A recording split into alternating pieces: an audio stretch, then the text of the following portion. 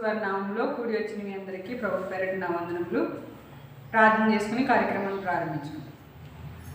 పరలోకమందున మా కన్న తండ్రి, మీ ఘనమైన ఉన్నతమైన మహోన్నతమైన నామమునకు వందనములు, స్తుతులు, స్తోత్రములు నాయన. ఇంతవరకు ఎంతగానో మీ రెక్కల నీడగా మమ్మల్ని భద్రపరిచి సజీవ లెక్కలో ఉంచి నాయన మీ పిల్లలుగా జీవించడానికి మీరు ఇచ్చిన కృపకే మీకు కృతజ్ఞతాస్తుతులు తండ్రి. మీ పిల్లలమైన మేమందరము ఈ వాక్యాలను ధ్యానించి ఆయన వాక్యానుసారంగా జీవించుటకు కృప చూపించండి. మా ఆత్మలకు అవసరమైన జీవవాక్యాలను మాకు అనుగ్రహించండి. ఆయన ఈ వాక్యాన్ని చెప్పబోతుండగా మీ పరిశుద్ధాత్మ సహాయాన్ని నాకు ఇవ్వండి. వాక్యాన్ని విభజించి ఉపదేశించుటకు నాయన మీ చిత్తాన్ని మీ ఇష్టాన్ని తెలియజేయుటకు సహాయం చేయండి. వినబోతున్న పిల్లల హృదయాన్ని తెరవబడి వాక్యాన్ని అర్థం చేసుకుని ఆ ప్రకారంగా జీవించగలిగే ధన్యతను అనుగ్రహించండి. ఈ కార్యక్రమం అంతట్లో మీరే తోడుగా ఉండి నడిపించమని మీ ప్రియుడు మా రక్షకుడైన యేసుక్రీస్తు వారి మహోన్నతమైన నామం పేరిట ఈ ప్రార్థన మనవులు అడిగి వేడుకొంచున్నాం మా కన్న తండ్రి, ఆమేన్. పిల్లరా, దేవుడిచ్చిన అవకాశాన్ని బట్టి దేవునికి మరలా నేను ప్రభువైన యేసుక్రీస్తు వారి నామంలో నా కృతజ్ఞతాస్తుతులు చెల్లిస్తున్నాను. దేవుడు ఎన్నో అద్భుతమైన సంగతులను మనకి తెలియజేస్తున్నారు. లోక సంబంధంగా మనుషుల్ని బట్టి కాక, కంటికి కనిపించే వాటిని బట్టి కాక, ఆత్మ సంబంధమైన వాటి యందు మనం దృష్టి నిలపాలి. ఆత్మ సంబంధమైన వారిగా జీవించాలి. కంటికి కనిపించే లోకాన్ని, కంటికి కనిపించే మనుషుల్ని, ఈ వస్తువుల్ని, ఈ పరిస్థితుల్ని, కంటికి కనిపించే వాటిని బట్టి మనం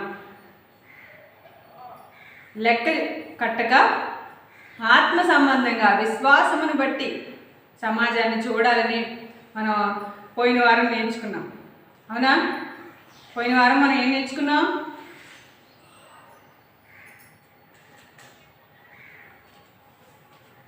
మీరు దేవునికి సిరికిని దాసులుగా ఉండనేరు.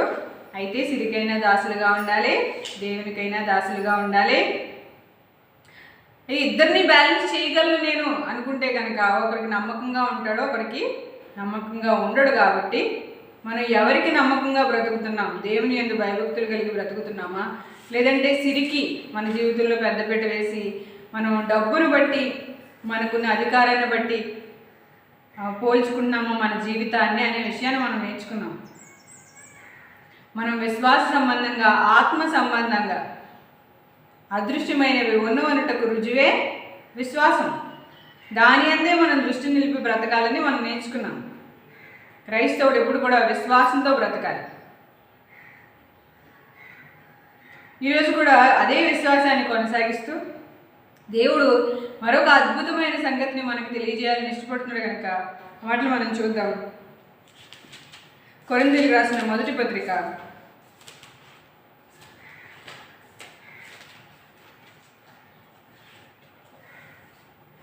1 అందరూ కూడా మీ చేతుల్లో ఉన్న జీవగ్రంథాన్ని తెరిచి వాక్యాన్ని చక్కగా చూడాలి, అర్థం చేసుకోవడానికి ప్రయత్నించాలి.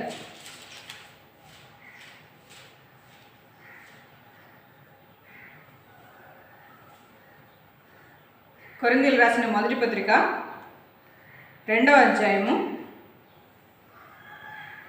6వ వచనం నుంచి చూద్దాం. కొరింథీయులకు రాసిన మొదటి పత్రిక 2వ అధ్యాయము 6వ వచనం నుంచి. పరిపూర్ణులైన వారి మధ్య జ్ఞానమును బోధించుచున్నాము, అది ఈ లోక జ్ఞానము కాదు. పరిపూర్ణులు అంటే జ్ఞానాన్ని బాగా నేర్చుకున్నవారు, బాగా జ్ఞానంలో సాధన చేసిన వారు. జ్ఞానం ఎక్కడెక్కడైతే ఉందో ఆ జ్ఞానాన్ని అంతటినీ వెతికి జ్ఞానాన్ని నేర్చుకోవడానికి తమ జీవితాలను అప్పగించుకున్నవారు. పూర్తిగా ఎంత జ్ఞానం అయితే ప్రపంచంలో ఉందో ఆ జ్ఞానాన్ని అంతటినీ వాళ్ళు నేర్చుకునేవాళ్ళు. అందుకే అలాంటి వాళ్ళకి పౌలు గారు మాట్లాడుతూ పరిపూర్ణులైన వారి మధ్య జ్ఞానమును బోధించుచున్నాము, అది ఈ లోక జ్ఞానము కాదు. పుట్నోట్లో ఈ యుగ జ్ఞానం కాదు, అది ఈ లోక సంబంధమైన జ్ఞానం కాదు. మేము బోధిస్తున్నాం కదా, ఆ జ్ఞానం ఈ లోక సంబంధమైనది కాదు. ఈ ప్రపంచంలో అది దొరకదు. నిరర్థకులైపోవచ్చున్న ఈ లోకాధికారుల జ్ఞానము కాదు. కానీ వాళ్ళు ఎలాంటి వాళ్ళంట? ఈ లోకంలో జ్ఞానం సంపాదించిన వాళ్ళు ఎలాంటి వాళ్ళు? నిరర్ధకులైపోవచ్చున్న ఈ లోకాధికారుల జ్ఞానము కాదు. నిరర్ధకులు అంటే అర్థం లేనివారు. వాళ్ళు ఎంత జ్ఞానం నేర్చుకున్నా అది ఈ లోకానికి సంబంధించిందే. ఈ 60-70 ఏళ్ల జీవితంలో నేర్చుకున్నదే తప్ప ఈ జీవితం ముగిసిన తర్వాత ఏం జరుగుతుంది అనేది ఈ లోక జ్ఞానం చెప్పలేకపోయింది. ఈ శరీరంలోంచి ఈ ఆత్మ బయటికి వెళ్ళిపోయిన తర్వాత ఏం జరుగుద్ది, ఈ శరీరంలోనికి ఈ ఆత్మ ఎక్కడి నుంచి వచ్చింది అనే విషయాన్ని ఈ లోక సంబంధమైన జ్ఞానం చెప్పలేకపోయింది. అందుకే అన్నాడు, ఈ లోకంలో ఎంత జ్ఞానం సంపాదించినా వాళ్ళ జ్ఞానం నిరర్ధకం, అర్థం లేనిది. దేవుని జ్ఞానము మర్మమైనట్టుగా బోధించుచున్నాము, ఈ జ్ఞానము మరుగై ఉండెను. దేవుని జ్ఞానాన్ని ఎలా బోధిస్తున్నారు? మర్మమైనట్టుగా బోధిస్తున్నాము. దేవుని జ్ఞానము మర్మమైనట్టుగా బోధించుచున్నాము, ఈ జ్ఞానము మరుగై ఉండెను. అంటే దాచబడి గుప్తంగా ఉంది, ఇది భద్రపరచబడి ఉంది, ఇది మరుగైంది. జగదుత్పత్తికి ముందుగానే దీన్ని దేవుడు తన మహిమ నిమిత్తము నియమించెను. క్షమించాలి, మన మహిమ నిమిత్తం నియమించెను. జగదుత్పత్తికి ముందుగానే అంటే ఈ జగత్తును సృష్టింపక మునుపే,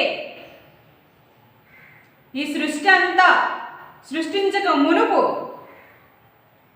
దేవుడు దీన్ని మన మహిమ నిమిత్తం నియమించెను. మన మహిమ, మహిమ అంటే ఏంటో చెప్పాను కదా నేను. మహిమపరచువారే మహిమపరచబడుదురు అన్న లెసన్లో నేను చెప్పాను. మహిమ అంటే ఎవరైతే దేవుని యందు తమ ఆత్మల్ని అప్పగించుకుని వాక్యానికి తమ హృదయంలో చోటిచ్చి పరిశుద్ధాత్మతో నింపబడి దేవుని వాక్యానికి చోటిచ్చి దేవుని వాక్యాన్ని ప్రకటిస్తూ దేవుని కొరకే ఈ జీవితాన్ని ఖర్చు చేస్తే, ఈ జీవితంలో ఉండగానే, ఈ శరీరంలో ఉండగానే దేవుని నామాన్ని మహిమపరచాలి, దేవుని కొరకే బ్రతకాలి, దేవుని సువార్తను ప్రకటించాలి, దేవునికి ఇష్టమైన పనులు చెయ్యాలి. అట్టి వారే యేసుక్రీస్తుతో పాటు చనిపోయి సమాధి చేయబడిన తర్వాత తిరిగి మరలా లేపబడతారు, మృతుల పునరుత్థానం పొందుకుంటారు. ఇదే మహిమ అని నేను వివరంగా చెప్పాను లాస్ట్ వారు, అంతకుముందు వారు. కాబట్టి చూడమా అండి,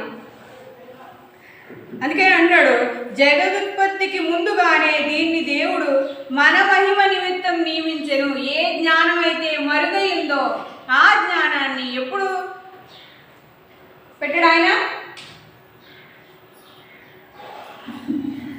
జగదుత్పత్తికి ముందుగానే ఏర్పాటు చేశాడు దేవుడు. అర్థమవుతుందా? మీరు జాగ్రత్తగా వినాలి. నియమించెను, అది లోకాధికారులలో ఎవరికి తెలియదు. లోకంలో ఉన్న ఏ అధికారులకి ఈ జ్ఞానం తెలియదు. అది వారికి తెలిసి ఉండిన ఎడల మహిమా స్వరూపియగు ప్రభువును సిలువ వేయకపోయి ఉండేది. ఒకవేళ ఈ జ్ఞానం వాళ్ళకి తెలుసుంటే ప్రభువుని సిలువ వేయకపోదురు అని చెప్తున్నాడు. లోకాధికారుల్లో ఎవరికి తెలియదు ఈ జ్ఞానం అంటే, ఈ లోకాధికారి ఎవరు? అపవాది. ఈ లోకాధికారులకు అందరికీ అధికారి. ఈ రాజ్యాలు, ఈ సర్వలోక మహిమ, దీనికి సంబంధించిన బలం అంతా అపవాది చేతిలో పెట్టుకున్నాడు. అందుకే ఈ లోకాధికారం నాది, ఇదంతా నాకు ఇవ్వబడింది, నాకు మొక్కితివా, నీకు ఇదంతా ఇస్తాను అని ప్రభుకి చెప్తాడనమాట అపవాది. అందుకే అంటున్నాడు, ఇది లోకాధికారుల్లో ఎవరికి తెలియదు ఈ జ్ఞానం, అపవాదికి తెలియదు ఈ జ్ఞానం. అందుకే వాడు అసూయ చేత అందరినీ రేపి ఆ రోజు ప్రభువుని అప్పగించి చంపడానికి గురికొల్పాడు. యేసుక్రీస్తు ప్రభు వారిని ఎప్పుడు కూడా వాడు చంపడానికి ప్రయత్నించాడు. ఈయన ద్వారా రక్షణ అయితే ఈయన బ్రతకూడదు, ఈయన్ని చంపేయాలి అని చాలా మందిని పురుకొల్పి సిలువ వేయాలి వాళ్ళందరూ కేకలేసి అరిచి ప్రభువుని చంపడానికి ప్రేరేపించారు. పిలాతు దగ్గర వారి కేకలే గెలిచెను అని ఉంటుంది. వారి కేకలు గెలిచాయంటే అపవాది వాళ్ళని ప్రేరేపించింది, ప్రభువుని చంపడానికి పురుకొల్పింది మనుషుల్ని. ఆయన సిలువ వేయబడడం ద్వారా రక్తతర్పణ చేయడం ద్వారా, మనం క్రీస్తును విశ్వసించడం ద్వారా మనకి రక్షణ ఉందని, మన అపరాధముల చేత పాపముల చేత చచ్చిపోయిన మనం క్రీస్తునందు విశ్వసించడం ద్వారా రక్షింపబడి ప్రభు సన్నిధానానికి, దేవుని సన్నిధానానికి వెళ్తామనే సంగతి ప్రభువారికి తెలియలేదు. అది ఆది తల్లిదండ్రులైన ఆదాము అవల చేత పాపం చేయించింది. దేవుని పిల్లలను దేవుడికి కాకుండా చేయడానికి ఎప్పటికప్పుడు అది పన్నాదాలు పన్నుతూనే వచ్చింది. కానీ దేవుడు తన ప్రణాళికని, తన అద్భుతమైన మహాజ్ఞానాన్ని గుప్తంగా ఉంచి తన కుమారుని ద్వారా శిలువ శిక్షను జరిగించి సమస్త మానవాళికి పాప ప్రక్షాళన జరిగించాడు ప్రభు దేవుడు. ఈ సంగతి దానికి తెలిసిందా? తెలియలేదు. నిజంగా ఇతను యేసుక్రీస్తు అనుకుని ఉంటే వాళ్ళు సిలువ వేసేవాళ్ళు కాదు. అవునా? ఇతను దేవుని కుమారుడు, మనల్ని రక్షించడానికి వచ్చాడని వాళ్ళకి తెలుసుంటే వాళ్ళు సిలువ వేసేవారా? వేయకపోయేవారు. దాంతోపాటు అపవాది కూడా యేసుక్రీస్తు వారి ద్వారా ఈ సిలువ శిక్ష జరగడం ద్వారా దేవుడు తన పిల్లలకి రక్షణ ఏర్పాటు చేశాడని తెలుసుంటే అది కూడా సిలువకి అప్పగించేది కాదు, సిలువకు వెళ్ళడానికి వాళ్ళందరినీ ప్రేరేపించేది కాదు. అసూయ చేత వాళ్ళు దేవుని యేసుక్రీస్తు ప్రభువాన్ని అప్పగించారు. అపోస్తుల కార్యంలో మనం ఆ మాటను చూడవచ్చు. అపోస్తుల కార్యంలో అపోస్తులు మాట్లాడుతూ మీరు అసూయ చేత ప్రభువుని అప్పగించరు. ఆయన దేవుని కుమారుడు, మనందరికీ పాప క్షమాపణ జరగడానికే వచ్చాడు. ఇది దేవుని సంకల్పం. దీని ద్వారా మీరు తండ్రి దగ్గరికి వెళ్ళడానికి మనకి గొప్ప అవకాశాన్ని దేవుడు ఏర్పాటు చేశాడని ప్రకటించినప్పుడు వాళ్ళు మారుమనసు పొంది దేవుని ఎందుకు చేసి చూపిస్తారు. అందుకంటే ఈ లోకాధికారులకి ఎవరికి ఈ జ్ఞానం తెలియదు. తెలిసి ఉండే ఒకవేళ ప్రభువుని సిలువ వేయకపోదురు. ఇందుని గూర్చి దేవుడు తను ప్రేమించు వారి కొరకు ఏవి సిద్ధపరచనో అవి కంటికి కనబడలేదు, చెవికి వినబడలేదు, మనుష్య హృదయమునకు గోచరము కాలేదు. దేవుడు తన పిల్లలకి ఏదైతే ఏర్పాటు చేశారో అది మనుష్య కంటికి కనబడలేదు, మనుషుల చెవికి వినబడలేదు, ఇంకా మనుషుల హృదయానికి గోచరం కాలేదు. తను ప్రేమించే వారికి దేవుడు సిద్ధపరిచిన ఆ మహాలోకం, ఆ పరలోక భాగ్యం, ఆ పరలోక వారసత్వం కుమారుని ద్వారా తన పిల్లల్ని తన దగ్గరికి తీసుకెళ్ళడానికి దేవుడు ఏర్పాటు చేసిన ఆ గొప్ప సంకల్పం వాళ్ళకి తెలియలేదు. వాళ్ళు దాన్ని గుర్తించలేకపోయారు.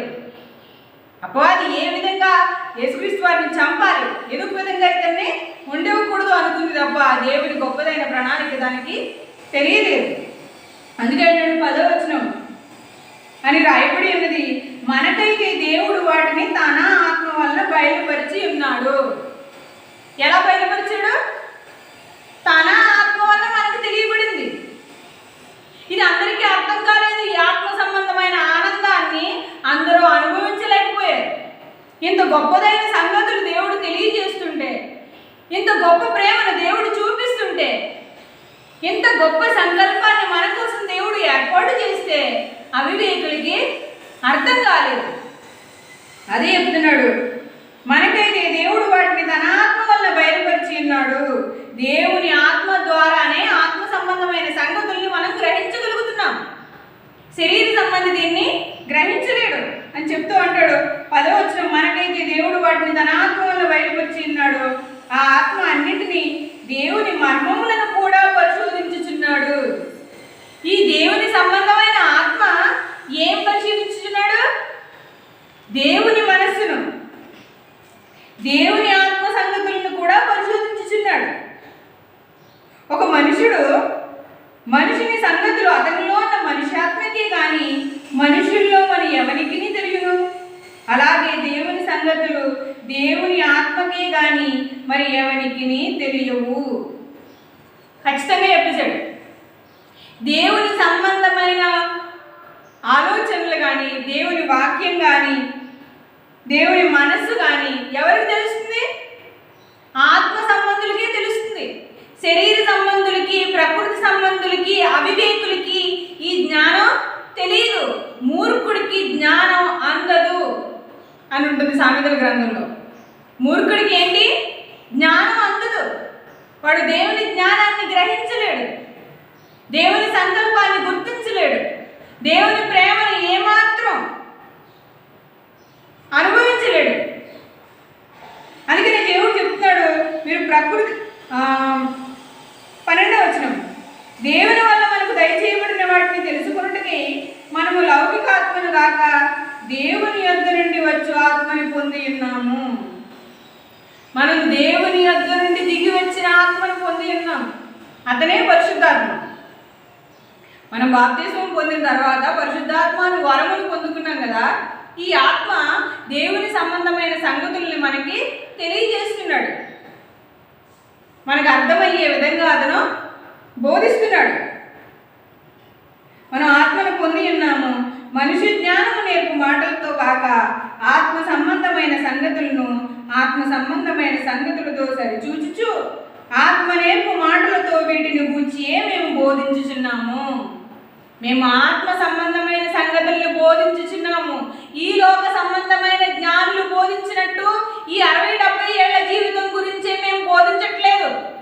ఈ ప్రపంచంలో ఎంతమంది జ్ఞానులు అయితే ఉన్నారో వాళ్ళందరూ నేర్చుకున్న జ్ఞానం లాంటిది కాదు మా జ్ఞానం. మేము బోధించే జ్ఞానం ఈ లోక సంబంధమైనది కాదు. అది దేవుని సంబంధమైంది, ఆత్మ సంబంధమైంది. అది దేవుని యొద్ద నుండి దిగి వచ్చింది. ఇది దేవుని ఆత్మ ఎవరైతే పొందుకుంటారో వాళ్ళకే అర్థమవుతుంది. ఒక మనిషిని సంగతులు అతని మనసులో ఎవరైతే ఆలోచిస్తున్నారో వాళ్ళకే తెలుసు. అవునా, నీ మనసులో నువ్వేం ఆలోచించుకుంటున్నావో నాకు తెలియదు.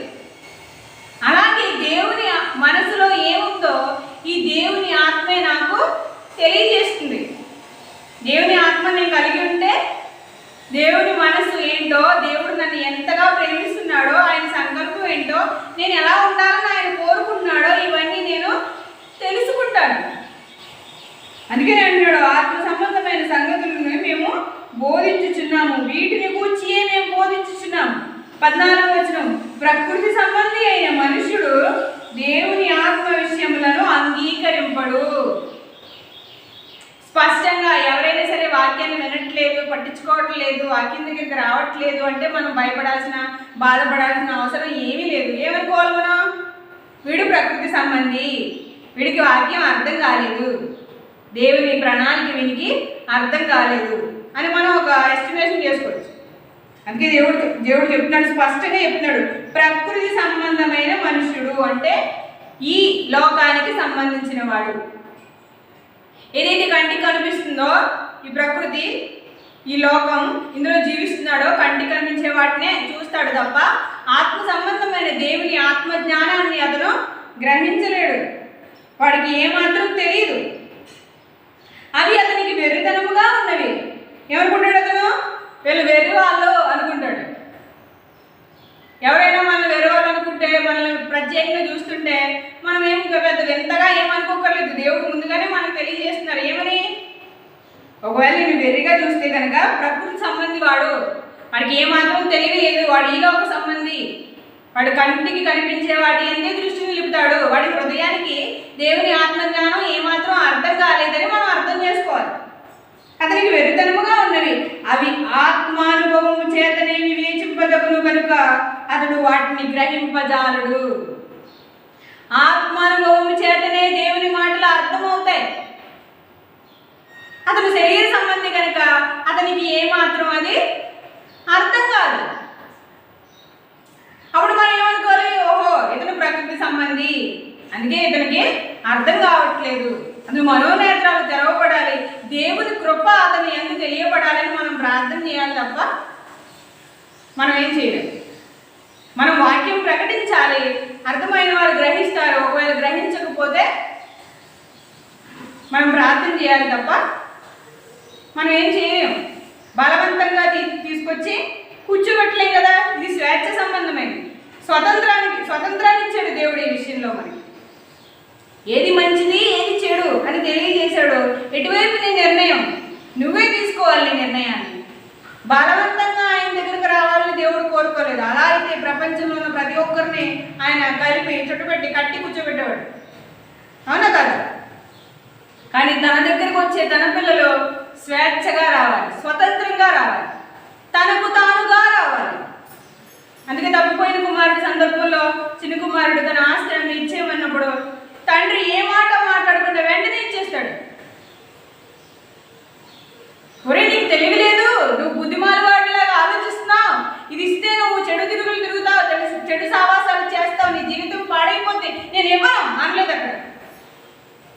ఇచ్చేశాడు, వెళ్ళాడు, జీవితం ఎలా ఉంటుందో చూసి వచ్చాడు. తర్వాత కొడుకుగా ఉండడానికి కాదు కదా, కనీసం కూలివాడిగా ఉంటే చాలు అనుకుని ఇంటికి వచ్చేద్దాం అనుకున్నాడు. తనకు తానుగా కుమారుడు తన దగ్గరికి వచ్చినప్పుడు దేవుడు ఎంత సంతోషిస్తాడో ఆ సందర్భంలో తండ్రి ప్రేమ మనకు అర్థమవుతుంది. అతను ఇంకా దూరంగా ఉండగానే పరిగెత్తుకుని వెళ్ళి కౌగిలించుకుని ముద్దు పెట్టుకుని అతని వస్త్రాలు, పాత వస్త్రాలు తీయించేసి కొత్త బట్టలు, పట్టు వస్త్రాలు వేయించి బంగారు ఉంగరం తొడిగించి పండుగ చేస్తాడు, విందు చేస్తాడు. అంటే ప్రతి ఒక్కరు కూడా దేవుడు తనకు తానుగా రావాలని, దేవుని ప్రేమను గుర్తించాలని, స్వతంత్రంగా స్వేచ్ఛగా ఇది నిజమైన దేవుని ప్రేమ, దేవుడు నన్ను ఎంతగా ప్రేమిస్తున్నాడని అర్థం చేసుకుని తనకు తానుగా అతను దేవుని దగ్గరికి రావాలి. అదే దేవుడు కోరుకున్నారు. ప్రకృతి సంబంధికి ఈ జ్ఞానం అర్థం కాదు, అతను వాటిని గ్రహింపజాలడు. ఆత్మ సంబంధి అయిన వాడు అన్నింటినీ వివేచించును కానీ అతడు ఎవరి చేతనైనను వివేచింపబడడు. ఆత్మ సంబంధం అనుకోండి, అతను అన్ని సంగతుల్ని వివేచిస్తాడు. ఆత్మ సంగతుల్ని వివేచిస్తాడు, శరీర సంబంధమైన సంగతుల్ని వివేచిస్తాడు, కానీ అతనిని ఎవరు వివేచించలేరు. శరీర సంబంధులు అతన్ని వివేచించలేరు. అతను ఏం చేస్తున్నాడు, ఎందుకు చేస్తున్నాడు, ఇలా ఎందుకు ప్రవర్తిస్తున్నాడు, ఇలా ఎందుకు బ్రతుకుతున్నాడు, వాళ్ళు అసలు దాన్ని వివేచించలేరు. అర్థమవుతుందా? ప్రకృతి సంబంధి, దేవుని సంబంధి ఆత్మ సంబంధిని వివేచించలేడు. ఎందుకు ఇలా చేస్తున్నాడు, ఎందుకు ఇలా బ్రతుకుతున్నాడు, వీళ్ళు ఎందుకు ఇలాగా మనకులా జీవించట్లేదు అని ఆలోచిస్తారు తప్ప వాళ్ళ హృదయం, దేవుని సంబంధుల హృదయం ప్రకృతి సంబంధులకి తెలియదు. ఈ విషయాన్ని మనం జ్ఞాపకం చేసుకోవాలి. ప్రభు మనసును ఎరిగి ఆయనకు బోధింపగలవాడెవడు? మనమైతే క్రీస్తు మనస్సు కలిగిన వారము.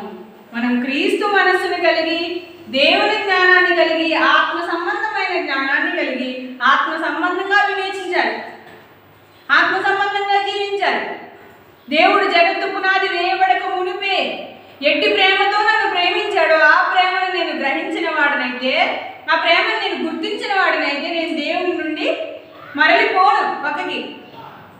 నేను అందరిలాగా శరీర సంబంధంగా ఆలోచించను.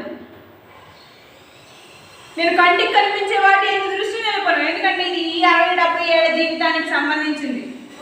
ఇది కొద్ది కాలం మాత్రమే ఉండేది.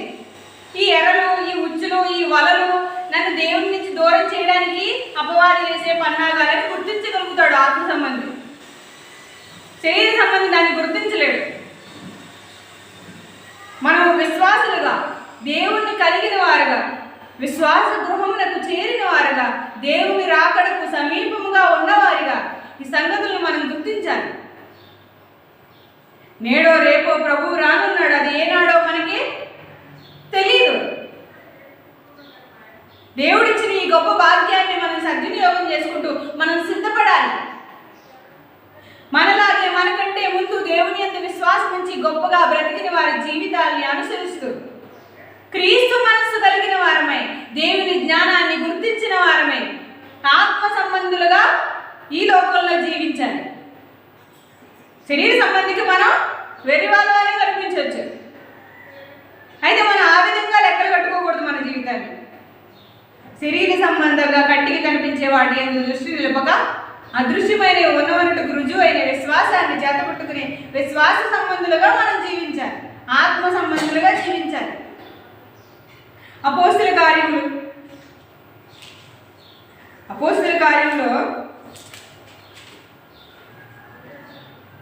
2వ అధ్యాయము, అపోస్తుల కార్యాలు అనే పుస్తకం చాలా అద్భుతమైన పుస్తకం.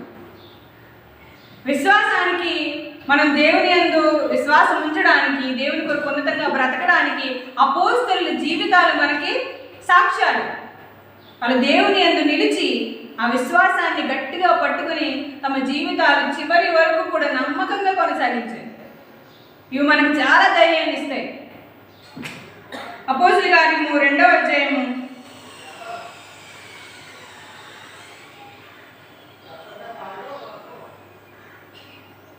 43వ వచనం. అపోస్తుల కార్యము 2వ అధ్యాయము 43వ వచనం. అప్పుడు ప్రతివానికి కలిగెను. మరియు అనేక మహత్కార్యములు సూచక్రియలను అపోస్తలుల ద్వారా జరిగెను.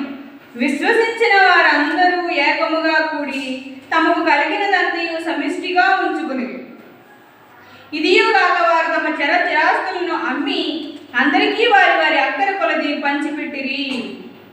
వాళ్ళు విశ్వసించిన వారు, క్రీస్తును విశ్వసించిన వారు. అపోస్తుల కాలంలో, ఆది అపోస్తుల కాలంలో పేతురు గారు వాక్యాన్ని ప్రకటించిన తర్వాత, వాక్యాన్ని విన్న తర్వాత, మీరు శిక్ష విధించిన ఈ యేసుక్రీస్తు, ఈయనే దేవుని కుమారుడు, ఈయన్ని మీరు అసూయ చేత అప్పగించారు, ఈయన ద్వారా మీకు రక్షణ, మృతుల పునరుత్థానం అనే గొప్ప భాగ్యాన్ని ఇవ్వాలని దేవుడు సంకల్పించారు అని అపోస్తలులు ప్రకటించినప్పుడు అక్కడున్న ప్రజలందరూ విని తమ హృదయాల్లో నొచ్చుకుని పొడవబడి, అయితే మేము ఏం చేయాలి అని అన్నప్పుడు, మీరు బాప్తిస్మం పొందాలి, మీరు రక్షణ పొందాలి, నీటి కంటికి కనిపించే విధంగా సాదృశ్యంగా మీరు దీన్ని పొందాలి. చనిపోయి తిరిగి లేపబడ్డాం, ఈ లోకంలో చనిపోయి ఆత్మ సంబంధంగా జీవించడానికి ఇది ఒక సాదృశ్యంగా మీరు బాప్తిస్మం పొందాలన్నప్పుడు వాళ్ళందరూ కూడా బాప్తిస్మం పొందారు, పరిశుద్ధాత్మను పొందుకున్నారు.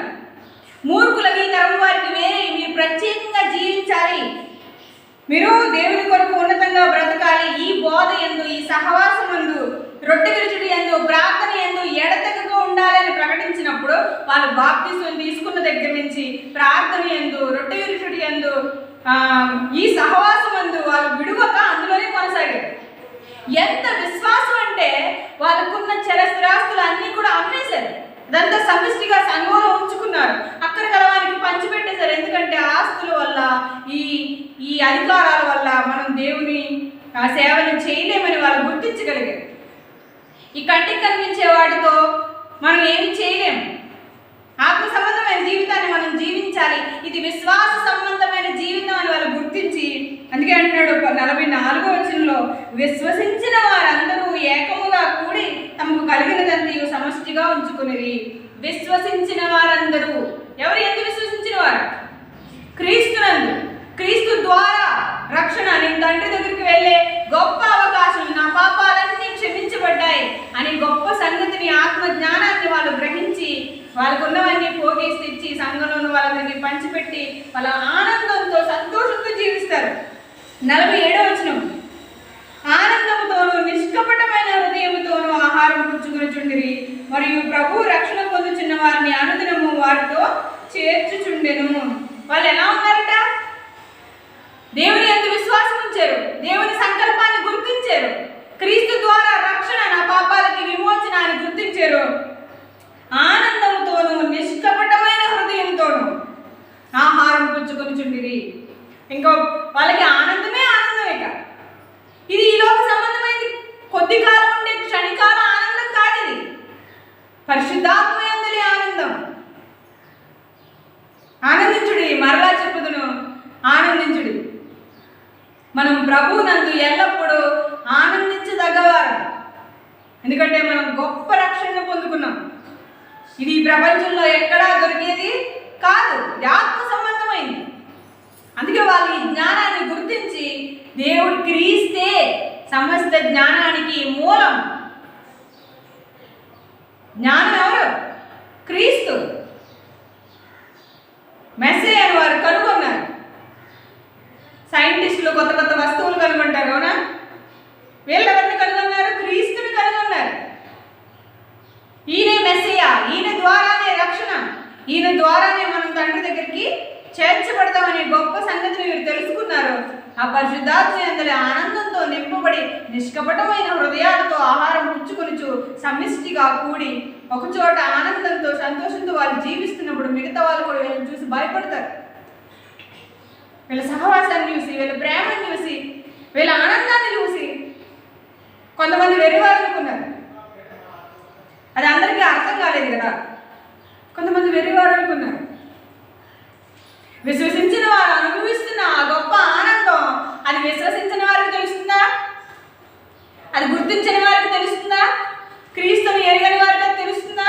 దేవుని ప్రణాళిక, ఆయన జగదుత్పత్తికి ముందే ఏర్పాటు చేసిన నియమం వాళ్ళు గుర్తించగలుగుతారా? అది వాళ్ళ కంటికి కనిపించదు, వాళ్ళ చెవులకు వినిపించదు, వాళ్ళ హృదయాలకి అర్థం కాదు. దేవుడు దీన్ని స్పష్టంగా మనకు తెలియజేశాడు. అందుకే సువార్తను ప్రకటించుడే మన పని, ఆకర్షించుడే ఎవరి పని? దేవుని పని. వారి హృదయాలు తెరవబడి వాళ్ళకి అర్థమైతే వాళ్ళు దేవుని దగ్గరికి చేర్చబడతారు. వాక్యం అర్థం కాకపోతే వాళ్ళ ప్రకృతి సంబంధులు వాళ్ళకి దేవుని జ్ఞానం అర్థం కాలేదు అని మన వస్త్రాలు దులిపేసుకుని అక్కడి నుంచి వచ్చేయమన్నారు పౌలు గారు. మీ చావుకు మీరే ఉత్తరవాదులు, నేనైతే వాక్యాన్ని సంపూర్ణంగా ప్రకటించాను. ఇంకో సందర్భాలు కూడా మనం చూద్దాం. అదే అపోస్తలుల కార్యములు 19వ అధ్యాయము. అదే అపోస్తలుల కార్యములు 19వ అధ్యాయము 11వ వచనం నుంచి చూద్దాం. అదే అపోస్తలుల కార్యములు 19వ అధ్యాయము 11వ వచనం నుంచి. మరియు దేవుడు పౌలు చేత విశేషమైన అద్భుతములు చేయించెను. అతని శరీరమునకు తగిలిన చేతిగుడ్డలైనను నడికట్లైనను రోగులు ఎద్దుకు తెచ్చినప్పుడు రోగములు వారిని విడిచెను, దయ్యములు కూడా వదిలిపోయెను. పౌలు గారు చాలా గొప్పగా సేవ చేస్తున్నారు. విశేషమైన అద్భుతములు చేయించాను అతని ద్వారా. దేవుడు చాలా గొప్ప గొప్ప అద్భుతాలు జరుగుతున్నాయి. అతని బట్టలు ముట్టుకున్న వాళ్ళు కూడా స్వస్థపరచబడిపోతున్నారు. దెయ్యం పట్టుకున్న వాళ్ళకి దెయ్యాలేమో వదిలిపోతున్నాయి. ఇది ఆది కాలంలో, అపోస్తలుల కాలంలో జరిగింది. అప్పుడు ఎవరైతే మాంత్రికులుగా ఉన్నారో 13వ వచనం, అప్పుడు దేశ సంచారులను మాంత్రికులనైన కొందరు యూదులు పౌలు ప్రకటించి యేసు తోడు మిమ్మల్ని ఉచ్చాటన చేయించినానన్న మాట చెప్పి దెయ్యములు పట్టిన వారి మీద ప్రభు అయిన యేసు నామమును ఉచ్చరించుటకు పూనుకొనిరి. ఎప్పుడైతే పౌలు గారిని బట్టలు ముట్టుకున్నప్పుడు అతను స్వస్థపరుస్తున్నప్పుడు స్వస్థత కార్యాలు జరుగుతున్నాయి, దెయ్యాలు వదిలిపోతున్నాయి. ఇది బాగుంది అనుకుని కొంతమంది యూదుల్లో ఉన్న మాంత్రిక విద్యను అభ్యసించిన వారు వీళ్ళు ఏం చేస్తారంటే, యేసుక్రీస్తు తోడు మీకు ఉచ్చాటన చేయించున్నాను అంటలేదు. ఏమన్నా చూడండి, పౌలు ప్రకటించు యేసు తోడు. పౌలు ఎవరినైతే ప్రకటిస్తున్నాడో ఆ యేసు తోడు, మీరు వదిలిపోవాలి వెళ్ళని అని దెయ్యాలకు చెప్తున్నారనమాట. అప్పుడు ఆ దెయ్యం తిరిగి వాళ్ళు గెలుస్తుంది. వీళ్ళు ప్రధాన యాజకుడు కుమారులైన 7 ఉంటారు. 7 కుమారులు ఉంటారు ప్రధాన యాజకుడికి. యూదుడైన ప్రధాన యాజకుడికి 7 కుమారులు ఉంటారు. వీళ్ళు ఇదే బాగుంది, పౌలు ఏదైతే చెప్తున్నాడో దాన్ని మనం కూడా చెప్పి ఈ దెయ్యాన్ని వదిలించేద్దాం అనేసి చెప్తారు. కానీ ఆ దెయ్యం పట్టిన వాడు వీళ్ళని వంగ తీసి గుద్ది వీళ్ళ బట్టలన్నీ విప్పి పరిగెట్టుకుని పోయేలాగా చేస్తాడు. ఆ మాట 14వ వచనంలో ఉంది. యూదుడైన స్కెవయను ఒక ప్రధాన యాజకుని కుమారులు 7 అలాగూ చేయించుండ్రి, ఎలాగా? పౌలు గారు చేసినట్టు. అందుకు ఆ దయ్యము, నేను యేసును గుర్తెరుగుదును, పౌలును కూడా ఎరుగుదును, కానీ మీరెవరని అడుగగా ఆ దయ్యం పట్టిన వాడు ఎగిరి వారి మీద పడి వారిని ఇద్దరిని లొంగదీసి గెలిచెను. అందుచేత వారు దిగంబరులై గాయము తగిలి ఆ ఇంట నుండి పారిపోయిరి. దెయ్యాన్ని వీళ్ళు వదిలిద్దాం అనుకున్నారు, దెయ్యమే వీళ్ళని బాగా కుమ్మేసింది అనమాట. ఆది కాలంలో ఉన్న దెయ్యం. ఇప్పుడైతే దెయ్యాలు పోతారు లేవు. ఈ మానసిక సంబంధమైన రోగాలనే దెయ్యాలని చెప్పి మనుషుల్ని భ్రమపరిచి అమాయకుల్ని బాధపడుతున్నారు. ఆ రోజుల్లో అది దేవుని శక్తి వల్ల జరిగిన కార్యం. ఆయన సువార్త ప్రకటిస్తున్నప్పుడు, విశేషమైన అద్భుతములు జరిగినప్పుడు అనేకులు క్రీస్తునందు విశ్వాసం ఉంచారు. అర్థమవుతుందా? ఆ అద్భుతాలు చూసి నమ్ముతూ వాక్యాన్ని వింటూ వాళ్ళు నిజంగా విశ్వసించిన వారు. అద్భుతాల కోసం వచ్చిన వాళ్ళు అయితే అద్భుతాలతోనే వెళ్ళిపోతారు. ఇంకా అయితే అవి జరుగుతున్నప్పుడు వీళ్ళు ఏం చేశారు? పౌలు గారు చేస్తున్నట్టే వీళ్ళు కూడా చేసి వదిలిద్దాం అనుకున్నారు, కానీ దెయ్యమే వీళ్ళని వదిలించింది. అప్పుడు ఈ విషయం తెలిసిన తర్వాత అక్కడ ఉన్న వాళ్ళందరూ చాలా భయపడతారు. వీళ్ళకి విశేషమైన ఆదరణ కలుగుతుంది దేవుని వాక్యం ప్రకటించిన వాళ్ళకి. అప్పుడు వాళ్ళకి బుద్ధి వచ్చిన తర్వాత 17వ వచనం, ఈ సంగతి ఎఫెసులో కాపురం ఉన్న సమస్తమైన యూదులకును గ్రీసు దేశస్థులకును తెలియవచ్చినప్పుడు వారందరికీ భయం కలిగిన కనుక ప్రభువైన యేసు నామము ఘనపరచబడెను. ఇది దేవుని శక్తి వల్ల జరుగుతుంది, మనుషుల మాయ వల్ల కాదు. ఇది మ్యాజిక్ కాదు, ఇది దేవుని శక్తి అని వాళ్ళు తెలుసుకున్నారు. అప్పుడు వాళ్ళందరూ దేవునికి భయపడి విశ్వసించి, ఆ మాట చాలా 18వ వచనం, విశ్వసించిన వారు అనేకులు వచ్చి, వాళ్ళందరూ ఎవరి యందు విశ్వాసం ఉంచారు? క్రీస్తునందు, దేవుని యందు విశ్వాసం ఉంచి వచ్చి తాము చేసిన వాటిని తెలియజేసి ఒప్పుకొనిరి. వారి తప్పులన్నీ ఒప్పుకొని, మేము ఇది దేవుని శక్తి అని గుర్తించలేదు, మేము కూడా ఇలా చేసేద్దాం అనుకున్నాం, కానీ ఇది దేవుని అద్భుతమైన శక్తి, దేవుని కృప, దేవుని ప్రేమ, దేవుని జ్ఞానం, మమ్మల్ని రక్షించడానికి దేవుడు కృపనిచ్చాడని వాక్యాన్ని తెలుసుకుని దేవుని యందు విశ్వాసం ఉంచి తాము వచ్చి చేసిన వాటిని తెలియజేసి ఒప్పుకునేవి. మరియు మాంత్రిక విద్య అభ్యసించిన వారు అనేకులు తమ పుస్తకములు తెచ్చి అందరి ఎదుట వాటిని కాల్చివేసిరి. వారి లెక్క చూడగా వాటి వెల 50,000 వెండి రూకలాయను. రూకలంటే పాయింట్స్ అంటారు. అలాంటి వెండి రూకలు 50,000 వెండి రూకలు అంటే చాలా కాస్ట్. అంత కాస్ట్లీ పుస్తకాలు, అంత కాస్ట్లీ విద్య ఆ రోజు పిలువబడుతుంది.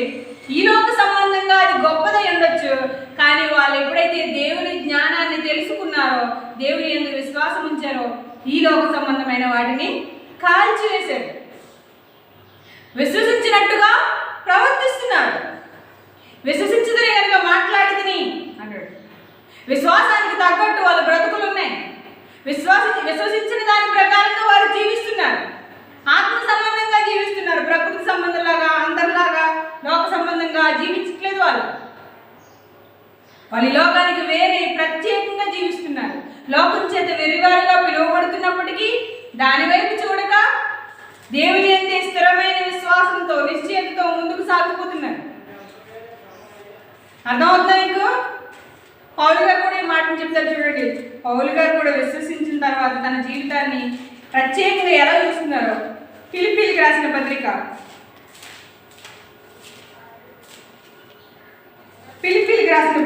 3వ అధ్యాయము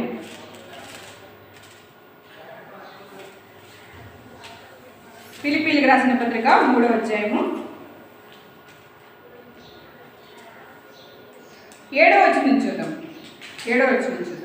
ఫిలిప్పీలకు రాసిన పత్రిక 3వ అధ్యాయము 7వ వచనం నుంచి, ఆయనను ఏవేవి నాకు లాభకరములై ఉండెనో వాటిని క్రీస్తు నిమిత్తము నష్టముగా ఎంచుకుంటుని, ఏదైతే అతనికి ఈ లోక సంబంధంగా లాభంగా ఉన్నవో. ఫిలిప్పీలకు రాసిన పత్రిక 3వ అధ్యాయము 7వ వచనం, పేజ్ నెంబర్ 180. ఆయనను ఏవేవి నాకు లాభకరములై ఉండెనో వాటిని క్రీస్తు నిమిత్తం నష్టముగా ఎంచుకుంటుని. ఈ లోక సంబంధంగా ఏదైతే నాకు లాభంగా ఉందో వాటన్నింటినీ క్రీస్తు నిమిత్తం నేను నష్టంగా ఎంచుకున్నాను, వాటిని వదిలేసుకున్నాను. నిశ్చయముగా నా ప్రభువైన యేసుక్రీస్తును గూర్చిన అతి శ్రేష్టమైన జ్ఞానము నిమిత్తమై సమస్తమును నష్టముగా ఎంచుకొనుచున్నాను. క్రీస్తు నిమిత్తమైన అతి శ్రేష్టమైన ఆత్మ సంబంధమైన దేవుని సంబంధమైన జ్ఞానాన్ని ఎరుగు నిమిత్తం ఈ లోక సంబంధమైన వాటిని నష్టంగా ఎంచుకొనుచున్నాను. క్రీస్తును సంపాదించుకుని ధర్మశాస్త్రం మూలమైన నా నీతిని గాక క్రీస్తునందలి విశ్వాసం వలనైన నీతి, అనగా విశ్వాసమును బట్టి దేవుడు అనుగ్రహించి నీతి గలవాడనై, ధర్మశాస్త్రం బట్టి నేను చేసిన క్రియలను బట్టి కాక, నేను ప్రత్యేకంగా యథార్థవంతుడుగా, నీతిమంతుడుగా నా మట్టుకు నేను చేసిన క్రియలను బట్టి, ధర్మశాస్త్రాన్ని బట్టి కాకుండా క్రీస్తునందు విశ్వసించుట ద్వారా దేవుడు అనుగ్రహించి నీతి గలవాడనై ఆయన యందు అగుపడి నిమిత్తము ఏ విధము చేతనైన మృతుల్లో నుండి నాకు పునరుత్థానము కలుగవలెనని. ఏ జ్ఞానం ఇది? దేవుని జ్ఞానం, దేవుని సంకల్పం.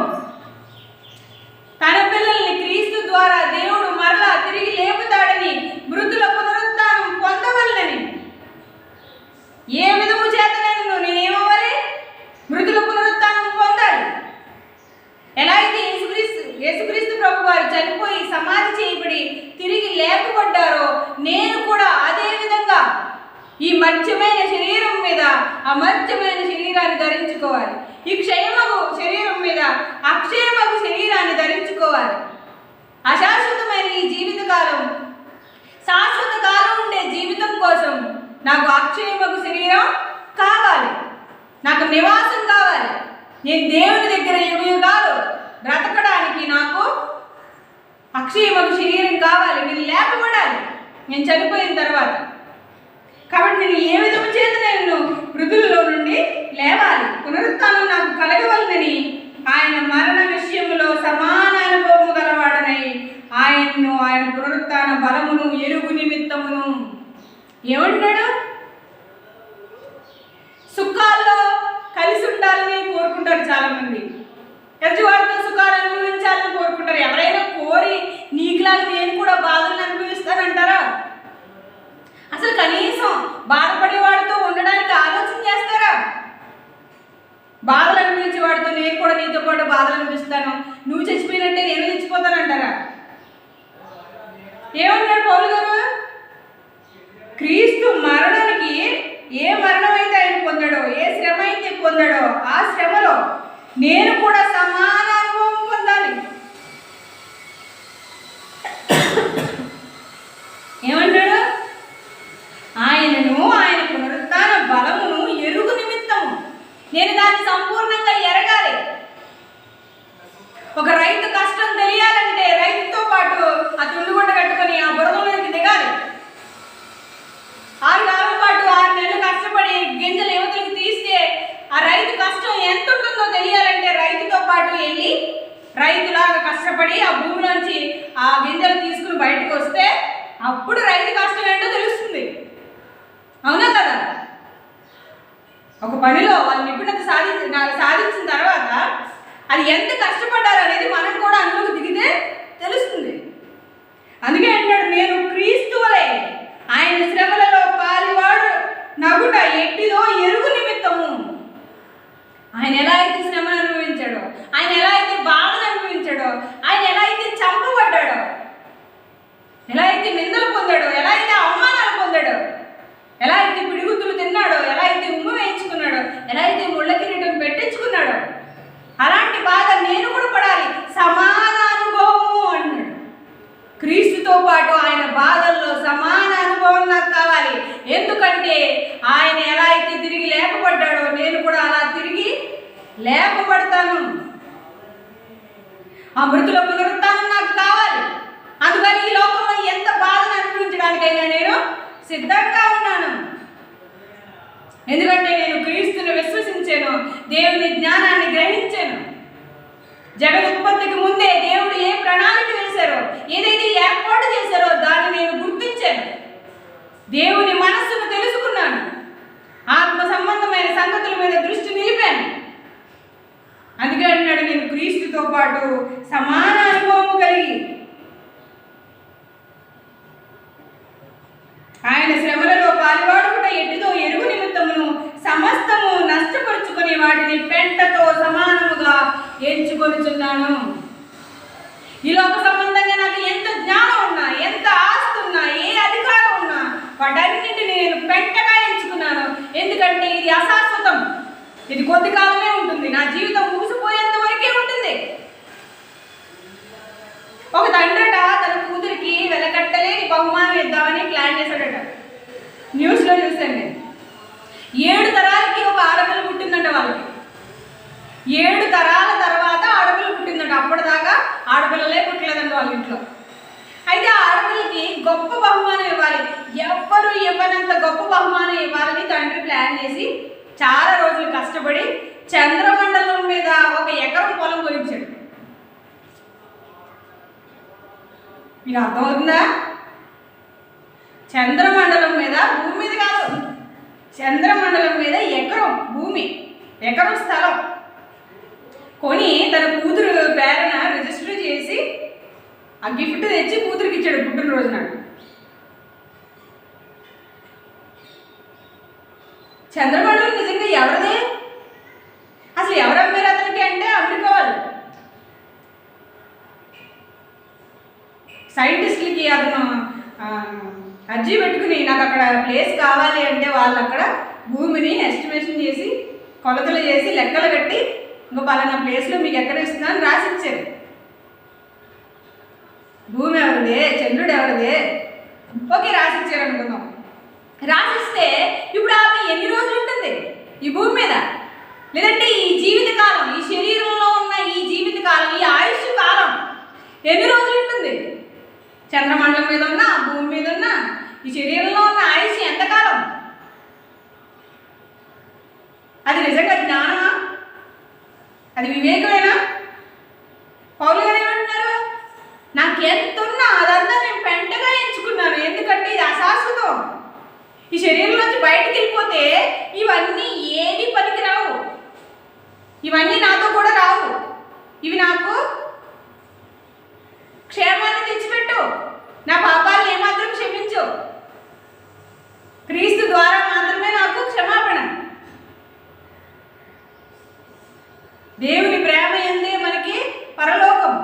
తనను ప్రేమించే వారికి దేవుడు అనుగ్రహించేది ఎవరికీ తెలియలేదు అంటే దేవుడు తన ప్రేమను బట్టి మనకిచ్చేది ఆ పరలోకం.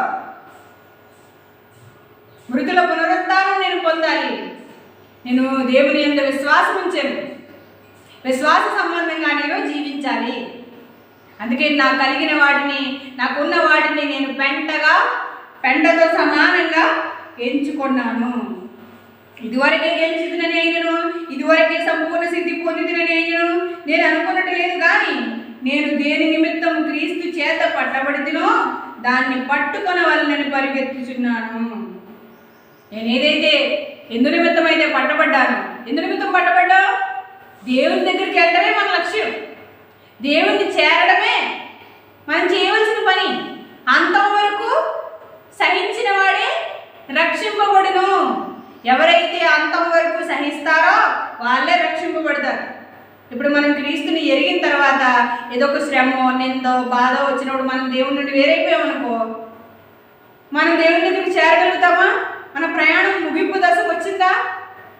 అందుకే అన్నాడు, నేను దాన్ని పట్టుకొని వెళ్ళని పరిగెత్తుచున్నాను. సహోదరులారా, నేను ఇదివరకే పట్టుకొని ఉన్నాను తలంచుకున్నాను. అయితే ఒకటి చేయుచున్నాను, వెనుకున్న వాటిని మరచి ముందున్న వాటి కోసమే వేగిరపడుచు క్రీస్తు యేసునందు దేవుని ఉన్నతమైన పిలుపునకు కలుగు బహుమానమును పొందవలనని గురి యొద్దకే పరిగెత్తుచున్నాను. క్రీస్తు యేసునందు దేవుని ఉన్నతమైన పిలుపునకు కలుగు బహుమానము పొందవలనని. ఏంటా బహుమానం? నిత్య జీవితం, శాశ్వత కాలం ఆనందంతో దేవునితో ఉండే ఆ గొప్ప భాగ్యం నేను పొందుకోవాలి. దానికోసమే నేను పరిగెత్తుచున్నాను. ఈ లోక సంబంధంగా వచ్చే ఆశీర్వాదాల కోసం కానీ, అధికారాల కోసం కానీ, ఆస్తుల కోసం కానీ, గొప్పల కోసం కానీ, మెప్పుల కోసం కానీ నేను పరిగెత్తట్లేదు. నేను చివరి వరకు, అంతం వరకు సహించి దేవుని సన్నిధానానికి చేరాలి. దీనికోసమే నేను పరిగెత్తుచున్నాను. కాబట్టి మనలో సంపూర్ణులమైన వారందరము ఈ తాత్పర్యమే కలిగిందుము. సంపూర్ణులమైన మనమందరము పరిపూర్ణుల మధ్య వాక్యాన్ని బోధిస్తున్నాను అన్నాడు. ఎంత జ్ఞానాన్ని వెతికిన వారై ఉన్నారో అంత జ్ఞానం కలిగినప్పటికీ వాళ్ళకి సువార్త ప్రకటించాడు. క్రీస్తు ద్వారా దేవుడు సంకల్పించిన దేవుని మనస్సు ఇది వాళ్ళు గుర్తించలేదు. అది సంపూర్ణమైన మనం ఈ తాత్పర్యమే కలిగి ఉందుము. దీనికోసమే కష్టపడదాము. విశ్వాస సంబంధమైన జీవితాన్ని జీవిద్దాం. దేవుని పిల్లలుగా భూమి మీదే జీవిద్దాం. దేవుని చిత్తాన్ని భూమి మీద నెరవేరుద్దాం. దేవుని నామాన్ని భూమి మీద మహిమపరుద్దాం. దేవుని పిల్లలుగా జీవిద్దాం. పరిపూర్ణులైన మనము ఈ తాత్పర్యమే కలిగి ఉందాము. ఈ ఆలోచన కలిగి ఉండాలి. మనం ఈ మనస్సు కలిగి ఉండాలి. మనం అట్టివారంగా ఉండాలి. కాబట్టి మనలో సంపూర్ణమైన వారందరము ఈ తాత్పర్యమే కలిగి ఉందాము. అప్పుడు దేని కూర్చేనో మీకు వేరు తాత్పర్యము కలిగి నేడలా అది దేవుడు మీకు బయలుపరచును. అయినను ఇప్పటి వరకు మనకు లభించిన దాన్ని బట్టియే క్రమముగా నడుచుకుందాము. మనకెంతైతే లభించిందో, ఎంతైతే తెలిసిందో, ఎంతైతే మనం గుర్తించామో, ఎంతైతే గ్రహించామో దాని ఎందే నిలకడగా ఉండి క్రమముగా నడుచుకుందాము. తెలిసిన దాంట్లో నమ్మకంగా ఉందాం. దేవుని కొరకు ఉన్నతంగా బ్రతుకుదాం. మనం కొంతమంది అయినా, ఎంతమంది అయినా, ఒక్కరమైనా ఎవరికి వారే, ఎవరి రక్షణ వారిదే, ఎవరి సొంత రక్షణ వారిదే. నీకు నువ్వుగా, నాకు నేనుగా, మనకు మనంగా దేవుని యందు భయభక్తులతో విశ్వాస సంబంధమైన మంచి పోరాటం పోరాడాలి. విశ్వాసం లేకుండా దేవునికి ఇష్టడే ఉండ అసాధ్యం. మనం విశ్వాసం కలిగి ఉండాలి. మనం ధైర్యంగా దేవుడి కోసం బ్రతకాలి, పరిపూర్ణులుగా బ్రతకాలి. దేవుని మనసును ఎరిగిన వారంగా, దేవుని సంకల్పాన్ని గుర్తించిన వారంగా, క్రీస్తు ద్వారా నాకు రక్షణ, ఇది ఎంత గొప్ప భాగ్యం అసలు. ఇది అందరికీ అర్థం కావట్లేదు. ఈ గొప్పదైన భాగ్యాన్ని పొందుకున్న మనం అనుదినము ఆనందంతో, సంతోషంతో, నిష్కపటమైన హృదయంతో చక్కగా దేవుని ఆత్మ సహాయంతో ఎంత గొప్పగా బ్రతకాలి. మనం వెనుకున్న వాటిని మర్చిపోవాలి, ముందున్న వాటి కోసం వేగమే పరిగెత్తాలి. శరీర సంబంధమైన ఆలోచనలు వస్తున్నాయా, వాటిని పక్కన నెట్టేయాలి. ప్రకృతి సంబంధమైన వారిగా ఆలోచించకూడదు, ఆత్మ సంబంధమైన వారిగా ఆలోచించాలి. దేవుని మనసును గుర్తించాలి. దేవునికి ఏ మనసు అయితే ఉందో మనకి అదే మనసు ఉండాలి. అర్థమవుతుందా? దేవుని కనికరాన్ని మనం పొందుకోవాలి. ఒక మాట లోకంలో ఉంది, ఏంటి? వాళ్ళకి ఇష్టమైన వాళ్ళని బట్టి ఏంటి అది ఒక బాబు ఉన్నాడు, ఒక పాప ఉంది. బాబు ఉన్నాడు, ఒక పాప ఉంది. తన తల్లి కానీ తండ్రి కానీ ఎవరైనా ఉన్నారో వాళ్ళు బాగా చూసుకునే బిడ్డ కంటే చూసుకున్నా చూసుకోకపోయినా ఒక బిడ్డ ఏంది ఇష్టంగా ఉన్నారనుకో, మీకు అర్థం కావాలి, నాకు చెప్పడం రావట్లేదా? చూడండి, ఇప్పుడు కొంతమందికి పెట్టాలనిపిస్తుందట, ఒకరిని చూస్తే పెట్టాలనిపిస్తుందట, ఒకరిని చూస్తే పెడదామనుకున్నా పెట్టలేకపోతున్నామట. అంటే ఏంటిది? ఇష్టం. ఒక మనిషి మీద ఇష్టం ఉంది, వాడు నాకు పెట్టినా పెట్టకపోయినా వాడికి నేను పెడుతున్నాను. ఇంకో మనిషి మీద నాకు ఇష్టం ఉంది, కానీ నేను వాడికి పెట్టలేకపోతున్నాను. ఏమంటారు దీన్ని? చాలా మంది దగ్గర విన్నాను నేను. వాడు తిడుతున్నా, వాడు కొడుతున్నా, వాడు ఏ విధంగా నాకు గౌరవం ఇవ్వకపోయినా నేను వాడిని ప్రేమగా చూసుకుంటాను. అది ఇంకో కుమారుడు నన్ను ప్రేమిస్తున్నాడు, నాకు అన్నీ ఇస్తాడు, నాకు పెడుతున్నాడు, అయినా సరే నేను వాడికి పెడదాం అనుకుంటున్నాను, కానీ నేను వాడిని బాగా చూసుకోలేకపోతున్నాను, ప్రేమించలేకపోతున్నాను, లేదా పెట్టలేకపోతున్నాను. ఇప్పుడు ఇదే అర్థాన్ని మనం ఆత్మ సంబంధంగా తీసుకుంటే, దేవుడు ఎవరిని కనికరించగోరునో వారిని కనికరించును, ఎవరిని కఠినపరచగోరునో వారిని కఠినపరచును అన్నాడు. మనకు ఒక్కొక్కరిని చూస్తే పెట్టబుద్ధిస్తుంది, ఒక్కొక్కరిని చూస్తే కొట్టబుద్ధిస్తుంది. అంటే నిజంగా దేవుడు మన యందు, మన మీద ఆయనకి కనికరం పుట్టకపోతే, దేవుడే మన యందు కనికరం పడకపోతే మనం ఏమైపోతాం? ఆలోచించాలి మన ఈ విషయాన్ని.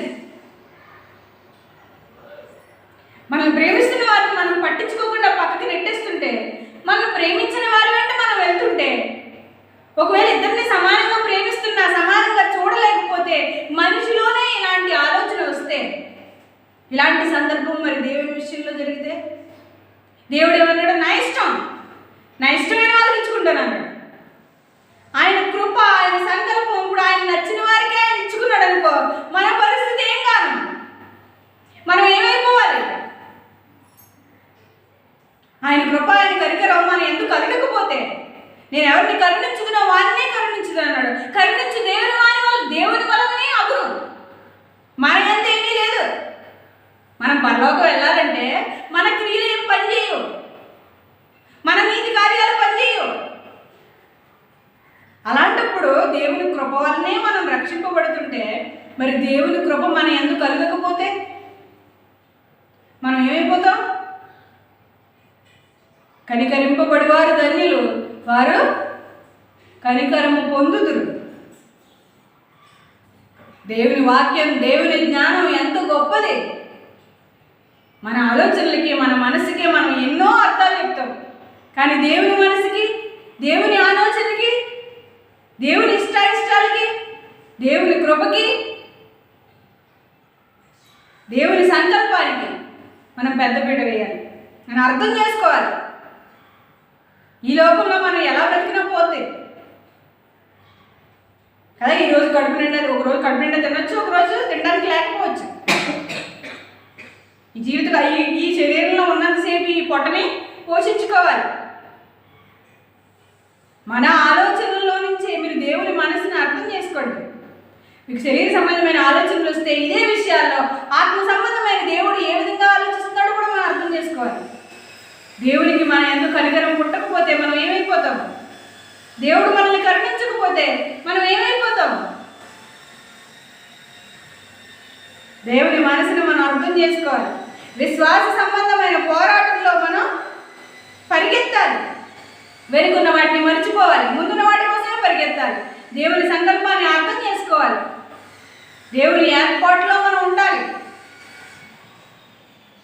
దేవుని మనసులో ఆలోచిస్తున్న సంగతులు దేవుని ఆత్మ ద్వారానే మనం అర్థం చేసుకోగలం.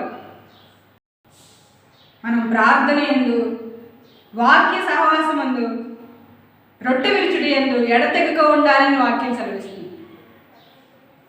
సంఘంలో ఉన్న పిల్లలందరూ దేవుని రక్తంలో కడుగబడిన వారు. దేవుని ప్రేమ వారిలో ఉండాలి. దేవునితో సహవాసం కలిగి ఉన్న మనం నిజంగా దేవునితో సహవాసం కలిగి ఉంటే మనం కూడా ఒకరికొకరు అన్యోన్య సహవాసం గలవారమై ఉందుము అంటుంది వాక్యం. నిజంగా నువ్వు దేవుని ప్రేమిస్తే, నిజంగా నేను దేవుని ప్రేమిస్తే మనిద్దరి మధ్య ఉండేది ఏంటి? దేవుని ప్రేమే కదా. వేరే శరీర సంబంధమైన ప్రేమలు ఏమన్నా ఉన్నాయా?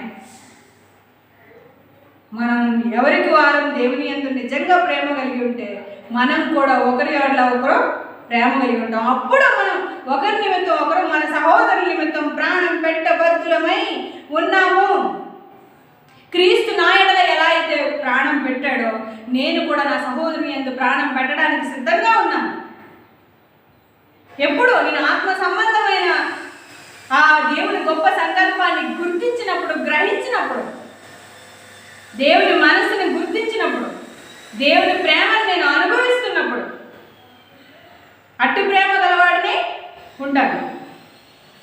కాబట్టి మనం అందరము పరిపూర్ణులుగా, పరిశుద్ధులుగా దేవుని సన్నిధానానికి చేరే పిల్లలుగా ఉండాలని కోరుకుంటూ నా మాటలు ముగిస్తున్నాను. కళ్ళ వచ్చేది ప్రార్థన చేస్తున్నాను. పరలోకమందున మా కన్న తండ్రి, మీ ఘనమైన, ఉన్నతమైన, మహోన్నతమైన నామమునకు వందనములు, స్తుతులు, స్తోత్రములు తండ్రి. నాయన ఇంతవరకు మా మధ్య నుండి మాతో మాట్లాడిన విధానం బట్టి మీకు ఎన్నో కృతజ్ఞతాస్తుతులు తండ్రి. ఆయన మీ చిత్తానుసారంగా, మీ ఇష్టానుసారంగా బ్రతకడానికి ఆయన మేము ఎంతగా పోరాడాలో అంతగా పోరాడడానికి మాకు సహాయం చేయండి. మీ కొరకే ఉన్నతంగా బ్రతకడానికి సహాయం చేయండి. శరీర సంబంధమైన ఆలోచనల నుండి విడిపింపబడి ఆత్మ సంబంధమైన ఆలోచనలతో మీ మనస్సును గుర్తించి మీకు ఇష్టమైన పిల్లలుగా పరిశుద్ధాత్మ సహాయంతో నాయన మీ వాక్యానుసారంగా జీవించుటకు మాకు సహాయం చేయండి. మేము వెరివారంగా కనబడుతున్నప్పటికీ, లోకానికి మేము వెరితనంగా ఉన్నప్పటికీ నాయన మీ దృష్టిలో మేము నాయన మీకు ఇష్టమైన పిల్లలుగా ఉన్నామని సంతోషంతో, ఆనందంతో, నిష్కపటమైన హృదయంతో నాయన విశ్వాస గృహములకు చేరిన వారంగా నాయన మీలో సంతోషించే భాగ్యాన్ని మాకు మెండుగా అనుగ్రహించండి. శరీర సంబంధమైన వాటి యొక్క దృష్టి నిలుపక ఆత్మ సంబంధమైన వాటి యొక్క దృష్టి నిలుపుటకు సహాయం చేయండి. మేము సిద్ధపడి మీ కుమారుడైన యేసుక్రీస్తు వారి రాకడకు నేను ఎదురు చూడగలిగి, నేను ధైర్యంతో ఎదురు చూడగలిగే మంచి మనసును మాకు ఇవ్వండి. నేను సిద్ధపడాలి, మేము అన్ని విషయాల్లో సిద్ధపడాలి. మేము ప్రేమ కలిగి సత్యం చెప్పుచు క్రీస్తు వల్ల మేము అన్ని విషయాల్లో ఎదగాలి. అట్టి ధన్యత మాకు, మా సంఘానికి అనుగ్రహించండి. మేము కొద్ది వారంగా ఉన్నప్పటికీ మీకు ఇష్టమైన వారంగా ఉండినట్లు నాయన ఆ జ్యేష్ఠుల గుంపులో, ఆ జ్యేష్ఠుల సంఘంలో మేము చేర్చబడినట్లు మాకు సహాయం చేయండి. మీ ప్రేమను, మీ కృపను మా హృదయాల్లో నింపండి. ఆయన మీ ఆదరణతో, మీ సహవాసంతో ముందుకు కొనసాగుటకు మాకు సహాయం చేయండి. ఆయన వాక్యమందు ఎల్లప్పుడూ ఆయన మా జీవితాలని జాగ్రత్తగా పరిశీలించుకుంటూ మీ కొరికే ఉన్నతంగా బ్రతకగలిగే భాగ్యాన్ని మాకు మెండుగా ప్రసాదించండి. మమ్మల్ని అందరినీ జ్ఞాపకం చేసుకోమని, వాక్య ప్రకారంగా జీవించగలిగే సామర్థ్యతను, ఆత్మ సహాయాన్ని మాకు మెండుగా ప్రసాదించమని మీ ప్రియుడు, మా రక్షకుడైన యేసుక్రీస్తు వారి మహోన్నతమైన నామం పేరిట ఈ ప్రార్థన మనం అడిగి వేడుకుంటున్నాం మా కన్న తండ్రి. ఆమేన్.